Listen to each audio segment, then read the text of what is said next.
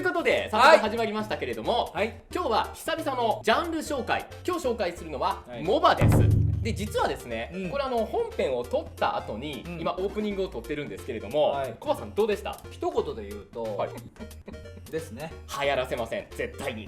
すごく僕も本編は複雑かなと思ったんですけれども、自分で言ってて、これは楽しめるゲームだなって思いました。なので早速見ていただきましょう。ヒントはこのマップです。ここです。ご期待ください。よろしく。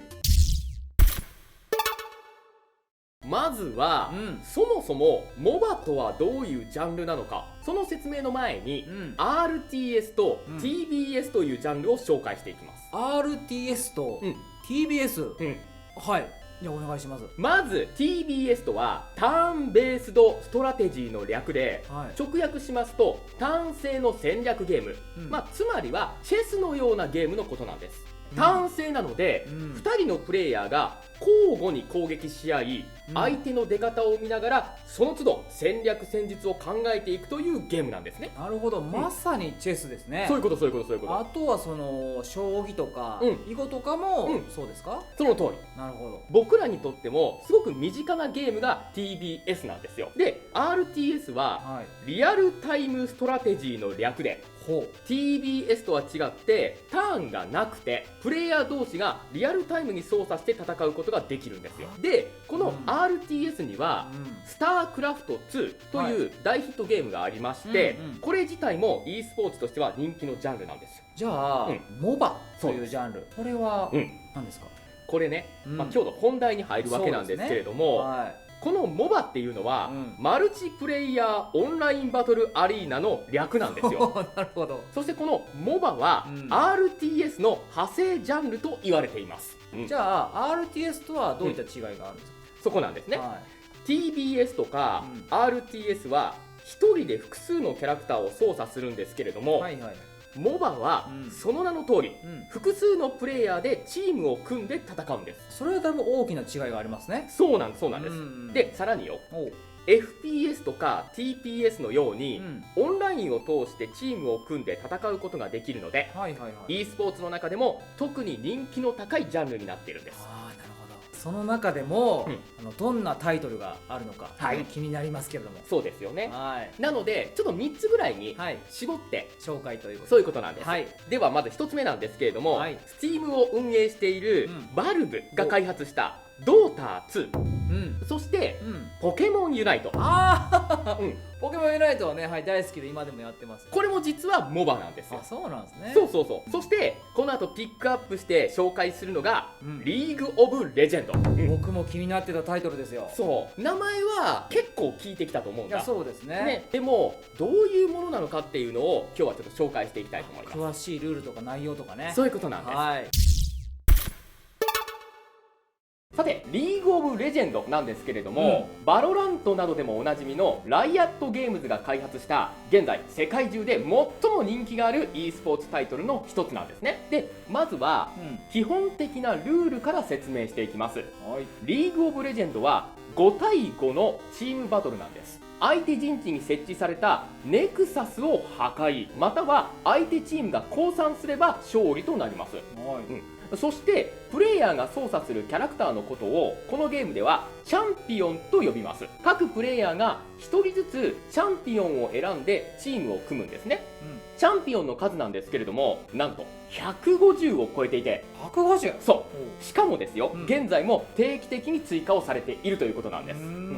またチャンピオンの他にも自動で動くミニオンという兵士もいるんです。なのでこのチャンピオンとミニオンを使って相手陣地のネクサスを破壊する、基本的なルールはこれだけなので、実はすごく単純なゲームなんですよ。確かにね。で、この単純なゲームなんですけれども、このゲームの最大の特徴なんですが、サモナーズリフトというマップなんですよ。マップ。そう、で、言葉で言ってもなかなか伝わりにくいと思うので、確かにここからはホワイトボードを使って皆さんに説明をしていきたいなと思います。ドン！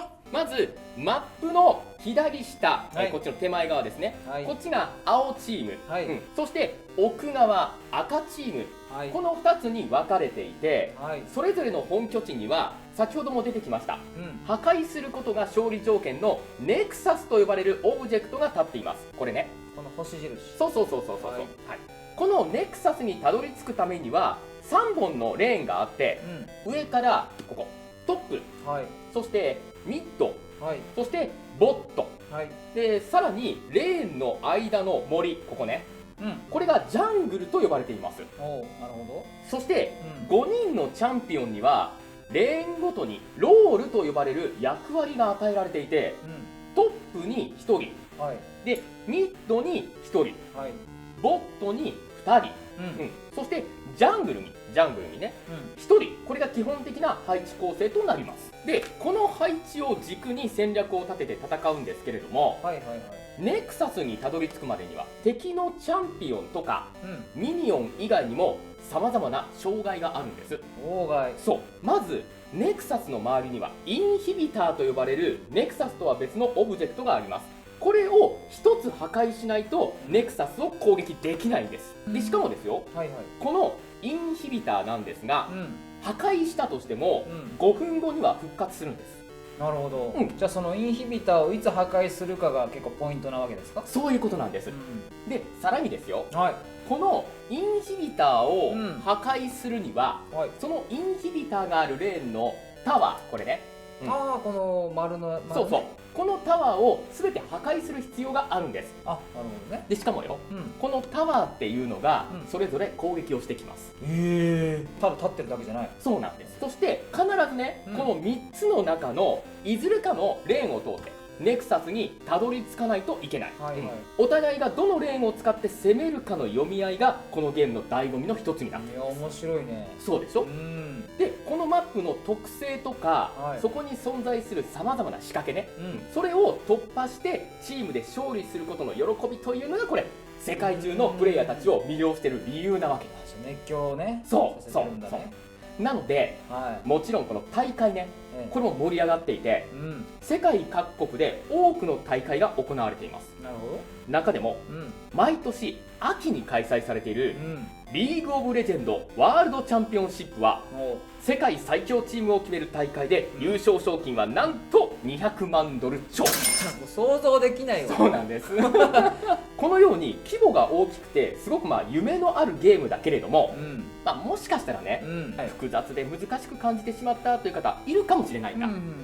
最初にちょっとお伝えした通り、はい。これルール自体はすごく単純なんです、うんそして基本プレイは無料となってます。ああ、それはありがたいですね。そうでしょ。うん。ですから誰でも気軽にうんプレイすることができるので、皆さんもね、うんぜひ一度、うんこのリーグオブレジェンドの人気を理由に直に体験してみてはいかがでしょうか。